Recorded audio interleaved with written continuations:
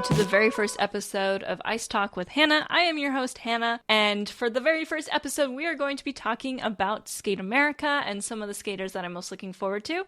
I'm going to be as quick as possible, so I might skip over some skaters, just a warning to all of y'all, because I want to make this quick and easy. I'm going to talk about my predictions for top threes and what Skate America is going to look like. It's kind of crazy we're already talking about Skate America. I feel like I was watching Worlds like maybe a week ago, and it was like 6 months ago, which is absolutely insane because 6 months from now, I will be in Japan.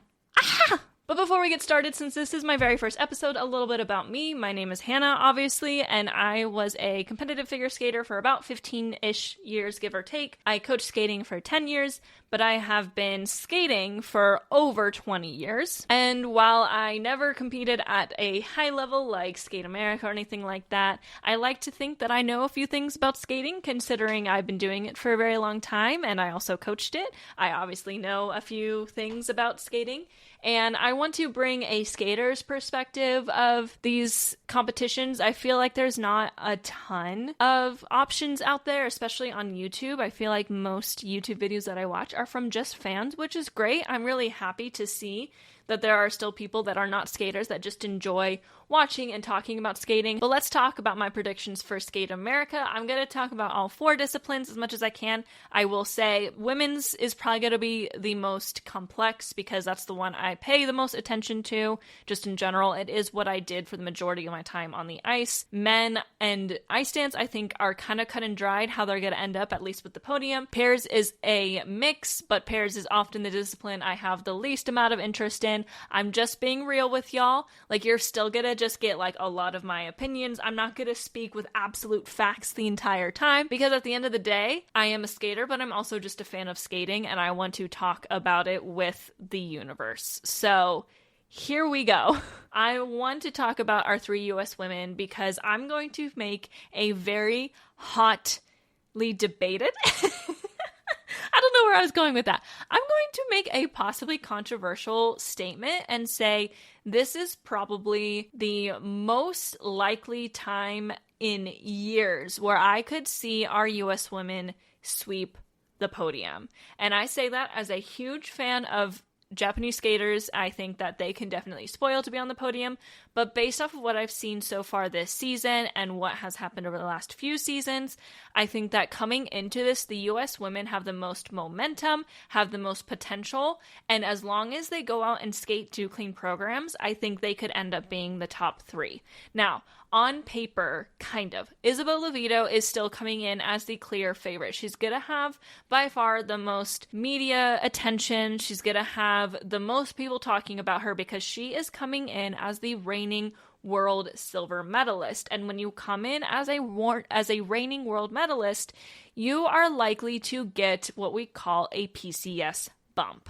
Now, does that always happen? No. Does that usually only happen if you skate clean? Yes. However, is she going to skate clean? Very possibly. I think that she's gotten her preseason nerves out with the two events that she's competed so far, and I could definitely see two clean programs on the horizon for her. It will all line up for her. If she skates two clean programs, I don't think anyone here can really touch her. Maybe Elise Lynn Gracie, which we'll talk about in a moment, but I think that even though she hasn't had the best senior Bs compared to some of the other skaters here, I think that she still is technically the favorite and the person that I am predicting will still win. Now, the person on her heels is Elise Lynn Gracie. Now, Elise is an interesting subject because she came in 10th at Senior Nationals, and this is her first Senior Grand Prix event. In fact, I think this is her first senior season fully. Yes, this is her first senior season fully. She competed on the Junior Grand Prix circuit last year where she finished 4th in Istanbul and 2nd at the Armenian Cup. So she was putting out some pretty good, pretty solid results on the Junior Grand Prix. She did not qualify for the Junior Grand Prix final, however. And then she finished 10th at Nationals at the senior level and 8th at Four Continents. 10th at Nationals is iffy at best. I think there were like 18 competitors. 8th at Four Continents is not bad. Like, top 10 at your first senior international event is something that a lot of people would be very, very happy with, and I think she pretty much was. This year, however, she seems to have found some kind of groove. She came in second at the Cranberry Cup, and she won the Nebelhorn Trophy with a 213 as her total score, a 71 in the short, a 142 in the free skate. I need y'all to understand, 142 in the free skate is what Ashley Wagner got when she won her world silver medal. Now, Ashley got a 73 in the short, so she was at a 215 total, but 213 at a Senior B event is incredibly good and solid, and it is 15 points higher than what Isabeau got, who won the silver at this event. Granted, this was at the same event, so at least already has a gold over Isabeau's second. I think they both also competed at the Cranberry Cup, where Elise won second and Isabeau won third. Definitely has the potential to be Isabeau here. My biggest question mark with her is I'm just cautiously optimistic about her. She does not have any Senior Grand Prix experience. She has not proven yet that she's actually a consistent skater. She's just had 2 very solid events. Is that going to continue here? I don't know. She is coached by Tammy Gamble, who is well known for having skaters with major under-rotation problems. Although her jump technique seems to be fairly good, I still worry about her getting kind of tense and tight and the under-rotations starting to plague her. I also just worry about the pressure. She's coming in now. She's been given a second Grand Prix assignment since she won this Nebelhorn Trophy. She will be competing at Skate Canada, which is the week after. So she's going to be feeling some pressure. They obviously sent her there because they have hopes that she could qualify for the Grand Prix final, and she absolutely can if she puts out 2 clean programs at both of these events, which would be huge. So I think that she is probably the skater I'm most excited for heading into this. I'm going to solidly put her in second place, though, because I just don't know if she's going to do what she did at Nebelhorn. If she does what she did, she's going to be great. She's going to be on the podium. Absolutely. She could possibly win the entire thing. Is she going to do that? TBD. But I'm going to put her solidly in second because I think that she's young enough. She's 17. So she has a lot of experience to come. And with skating, experience equals higher PCS as well. Although she got really high PCS at Nebelhorn. So I think the judges are already behind her. We will see. I'm cautiously optimistic about her. She could win the whole thing. But I'm going to solidly put her in second because I think I don't see her skating as well here as she did at Nebelhorn because I think the pressure is going to be a lot higher. Now, my prediction for third is between, honestly, 3 to 4 skaters.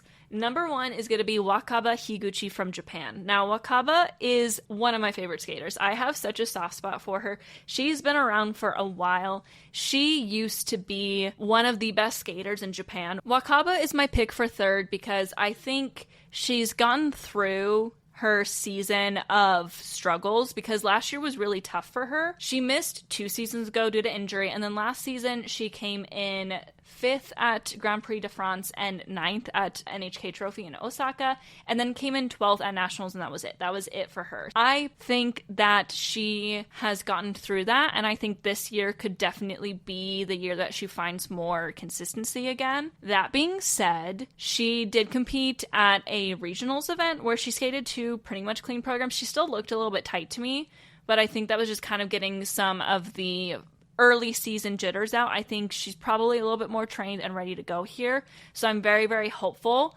However, is she going to skate 2 clean programs? I just don't know. And if she doesn't, I don't think she'll end up on the podium because I think this event is pretty stacked and we have a lot of skaters who are ready to be on that podium and skate clean. And I think this is a competition of who is going to skate clean. If you don't skate clean, you will find yourself low on the list. If you do skate clean, you might find yourself on the podium. And that's kind of women's skating for you.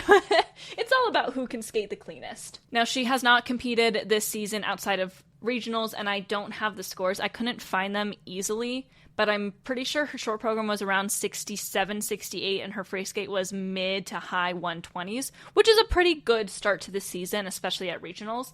But considering what she's capable of, like, her personal best is a 79 in the short program, a 141 in the free skate, which is still lower than what Elise just got, which is kind of crazy, and a 214 total, which she got at the Olympic Games, where she finished in the top 5, higher than all of the U.S. skaters there. So she is absolutely capable of being on that podium. She's been through a lot over the past couple of years, so I'm hopeful to see her start to put the pieces back together. Some other skaters that could definitely end up on the podium is going to be Brady Tennell and Nina Pinzerone. Now, I want to talk about them at the same time because I personally have the same feelings about both of them. They both have experienced success in their careers because of their consistency. Outside of that, they are okay skaters. Their jumps are okay, their skating skills are okay. Nina had an amazing first senior season last year by ending up on the podium at both of her Grand Prix events and qualifying for the Grand Prix final. But then she had a not great Worlds Championships, which was the only event where she actually made mistakes. And she ended up placing in 15th place with those mistakes. Now, I'm fairly certain she was dealing with like some injury or some sickness at Worlds, which caused her to make quite a few mistakes. However, I think that when it comes to their possibilities, Brady and Nina both will only podium if other people make mistakes. If everyone's going out and skating 2 clean programs, which is what we always hope for at these events, I want to see 2 clean programs from as many people as possible. I think they'll kind of just start to fall down the list because these other skaters have a higher ceiling of scoring capabilities because of their reputations or their actual skating skills, which is what it should always be about. But let's be real, it's figure skating. It's very political. So I personally think that Brady and Nina can definitely try to get on that podium, but only if those other 3 that I talked about make mistakes, which can definitely happen. This is women's figure skating, and 2 of those people in the top 3 that I was saying are from the US. Anything can happen. We also have Rinka Watanabe and Yuna Aoki from Japan. I don't know if they have the potential to be on the podium. I think Rinka absolutely does. She has the triple axel. She has landed it in competition, but she's definitely struggled with consistency. The same with Yuna. Both of those skaters struggle with the consistency. They're a little bit newer to the scene, so I don't really see them breaking through to be on the podium unless like all of those skaters make mistakes and it's just like an absolute crap show. And I don't want that. Please skate well. I love competitions where everyone is just skating clean and winning medals because they're doing amazing, and I just love to see that. So I don't think Yuna or Rinka will be on the podium, but I would say like they definitely have the potential to do so if there's mistakes from those top skaters that I've been mentioning. We also have a Korean skater, Minchae Kim. I don't know a whole lot about her, but Korean skaters definitely, in my opinion, show up and show out. Almost all the time. Their technique is always 10 out of 10. They are very consistent skaters. They are quickly becoming one of the most competitive countries in women's figure skating. Minchae could show up and be on the podium. I just don't know enough about her to really put her anywhere. And again, because she's very new, I think that if everyone else skates clean, she will find herself in like 5th, 6th, 7th, even if she skates clean, just because of the politics and the reputation and the skating skills and just like a little bit of everything with all these skaters at the top. Our other skaters competing are Olga Mikutina, Leah Cerna, Sofia Stepchenko, and Livia Kaiser. The only one out of these that I could say has any shot at like top 5 or podium is Livia Kaiser, who actually finished with a 190 plus at, I believe, Nebelhorn Trophy. She ended up 4th, and 190 for the first season, like the first competition of the season, is really, really solid for women. So she could definitely spoil, but I also think like a small federation, scoring ceiling's not as high, unfortunately. So she is absolutely the one where she could be on the podium, but we would have to see a lot of mistakes. Sophia, Leah, and Olga, I think, are just... They're working on it. They'll get there maybe someday, but Olga had like a 160 on hers. Leah has not competed this season as far as I can tell, and Sophia has like a 140. Like those are their season's best. So, and that's combined, not on the free skate. So when it comes down to like just looking at it on paper, they're like kind of your bottom 3, but they can, you know, if we see a bunch of clean skates, if we see some mistakes from the higher level, you never know what's going to happen. But for now, my prediction is Isabeau 1st, Elise 2nd, and Wakaba 3rd, with a couple of spoilers that could happen. I would put Brady in 4th and Nina in 5th, and then everything else is just going to kind of fall into place. I do want to talk about pairs really quick. I think I'm only going to touch on a couple of them because there are some pairs here that I literally have just never heard of. And I did do research before this. However, I want this podcast to be fairly short so that you're not sitting there for 3 hours listening to me yap.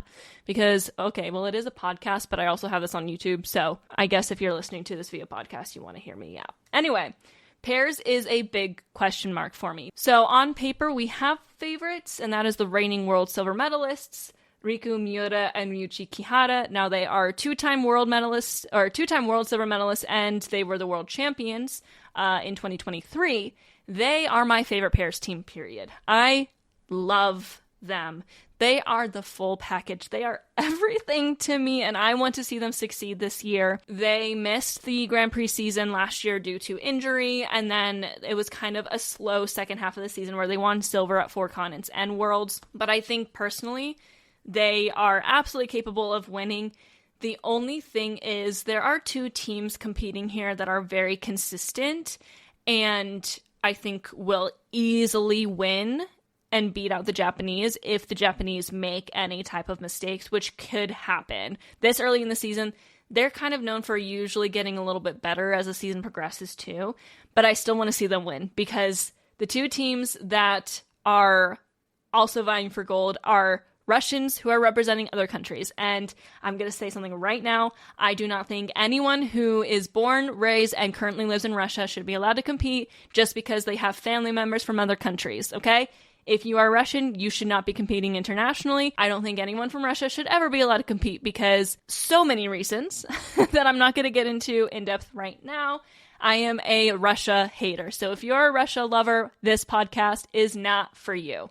All right. So I personally think that the Georgians and the Hungarians will probably be the other two on the podium. They have had great skates so far this season. They were both very competitive and very consistent last year. The Georgians won the Junior Grand Prix final and then went on to, I think they podiumed at Europeans? They were second at Europeans. They came in seventh at Worlds, but it was like the first event where they actually made mistakes. So they're kind of in the same boat as I think they're okay.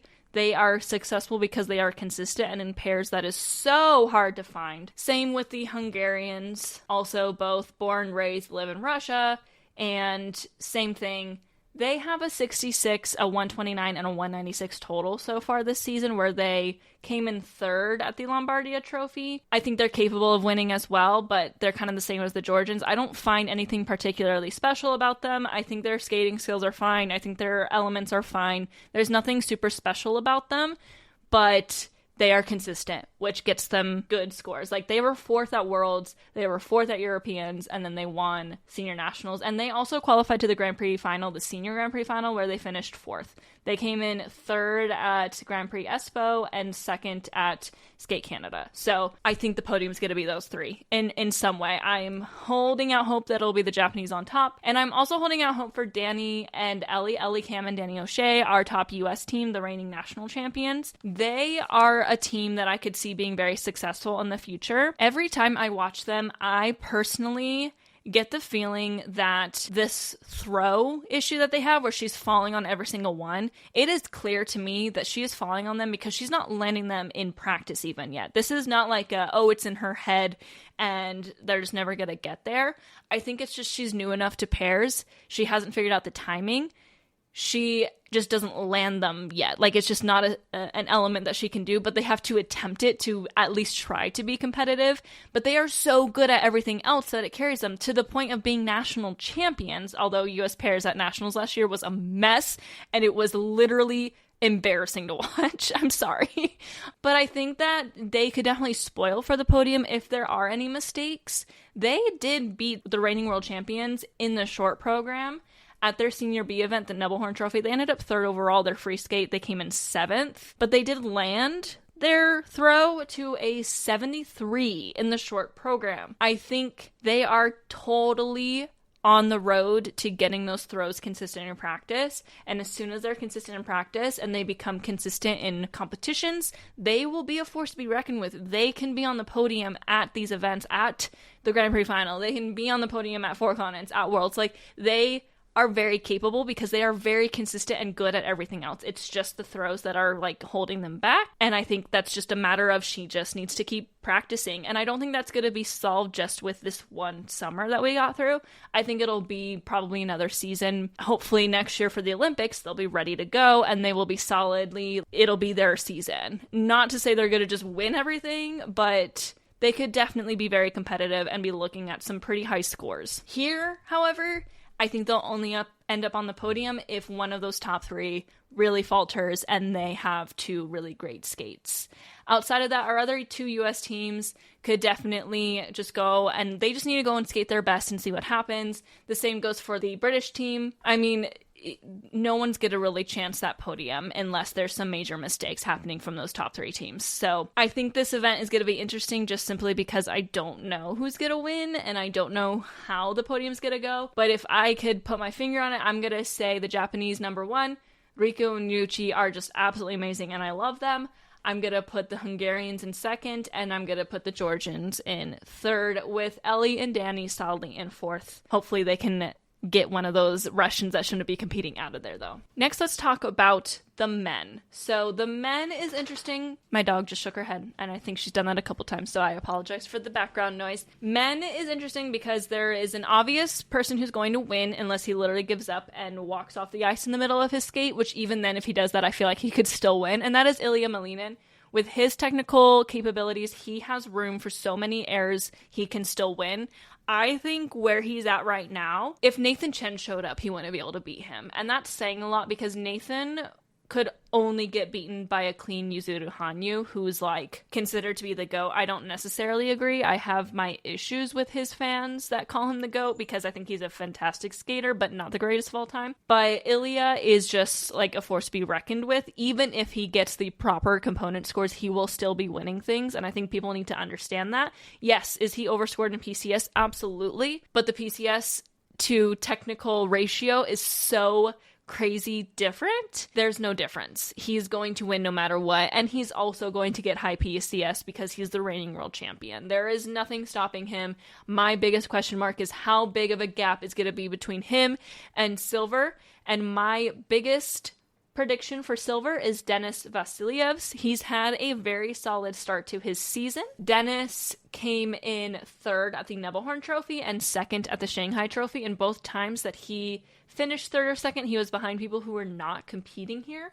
He's got an 83 for his season's best short, a 151 season's best free, and 235 total, all from Nebelhorn. That's definitely enough to end up on the podium here. But just for reference, like I said, I want to know, like, my biggest prediction is what is the gap going to be between Ilya and silver. Ilya's season's best short program is actually his personal best, which is a 107. His free skate season best is 205, and his total season best is 312. That's a 60-point difference, if I'm remembering the score correctly here. Oh, that's like a almost 80-point difference. Okay, so I think Ilya's going to win this event by like 60 points, at least. He could literally get off the ice halfway through and just say, I'm good, and he would still win.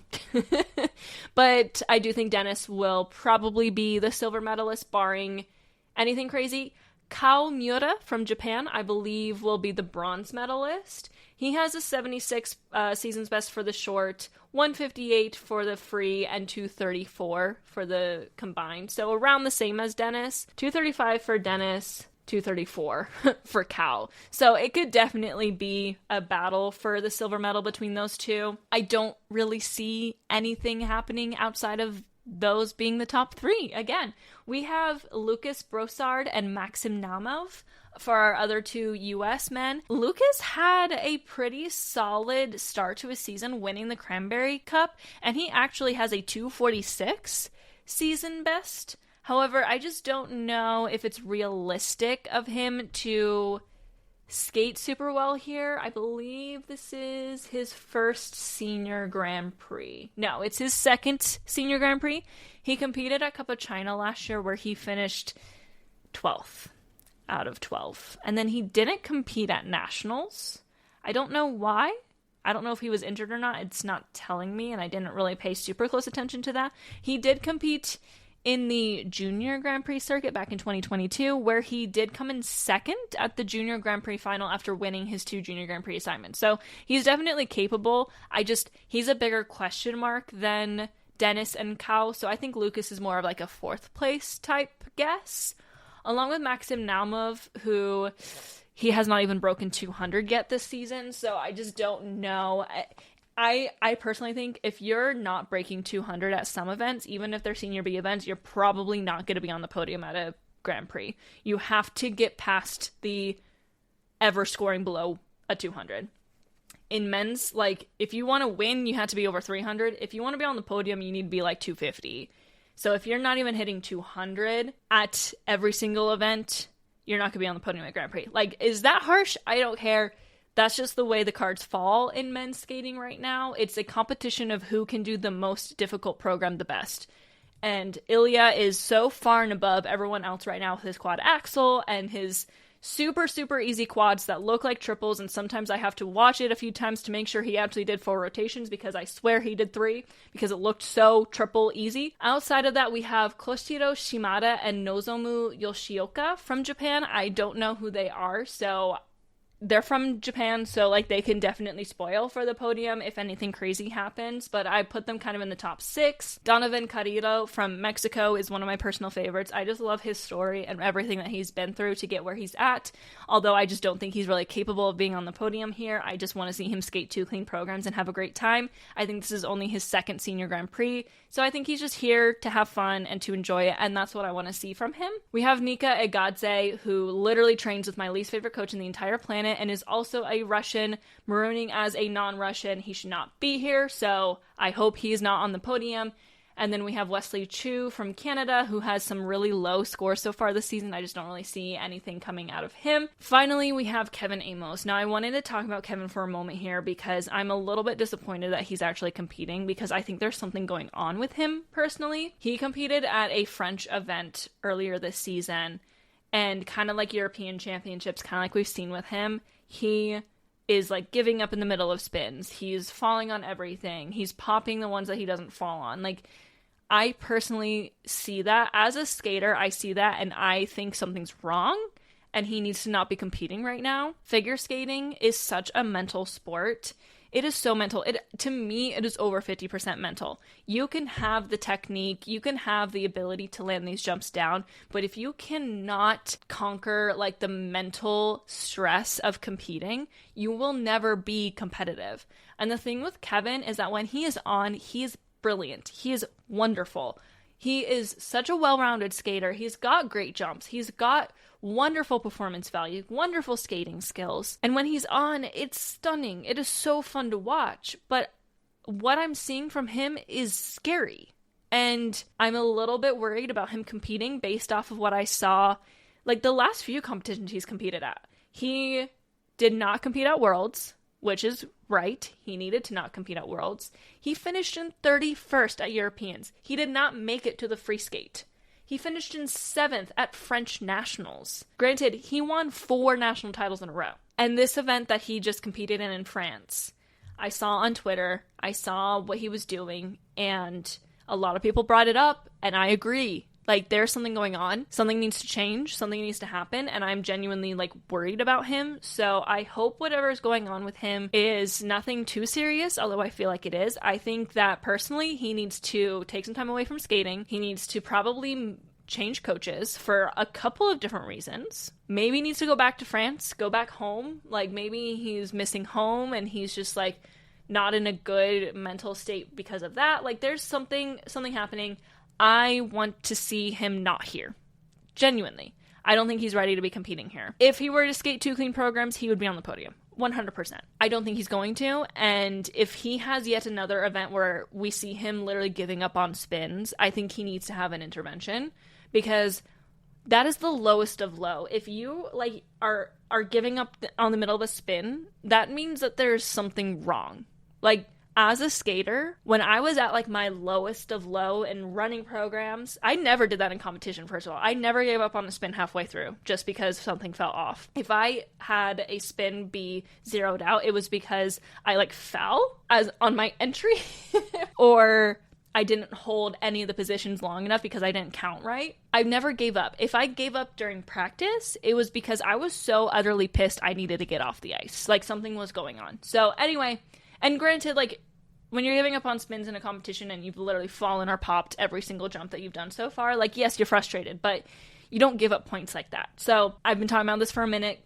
Kevin, I hope he's doing okay. I'm very nervous about him competing here, and I really, really hope that he has figured out what's going on and that he shows up and he's much better. He's well rested. He has seen a therapist, and that he's doing better. Like, I can only hope that's what's going on with him. But anyway, with men, that's kind of it. My official prediction is going to be Ilya first, Dennis second, and Kyle Miura third. Finally, let's talk about ice dance. I'm going to be real with y'all. Ice dance pisses me off. Ice dance is so freaking political and so just like skaters that don't deserve high scores are getting high scores. Skaters who do deserve high scores are not getting high scores. It is so political. It is so reputation based that it's absolutely maddening. This one is an obvious top 2 for me. Third is a little bit of a question mark, but number 1 is going to be Madison Chalk and Evan Bates. They are the reigning 2-time world champions. I actually don't mind them as much as a lot of people do.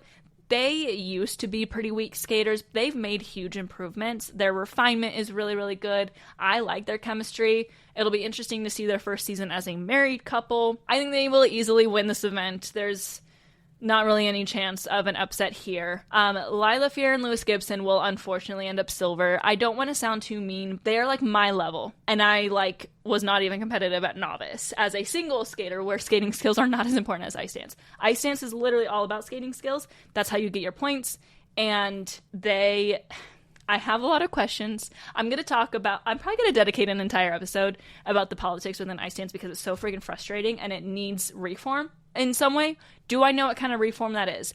No. And that's why I don't want to talk about it too much, because I want to have an answer to what needs to happen with ice dance, but I don't have that right now. But they're going to get the silver medal here. The Canadians, Marie Jade Lariat and Romain Legac. I'm really bad with French names. I will tell you all that right now. They are probably going to win bronze. Their personal best is 74 in the short, 119 in the free, and 190 overall. They came in 7th in the NHK Trophy and 5th at the Grand Prix de France last year.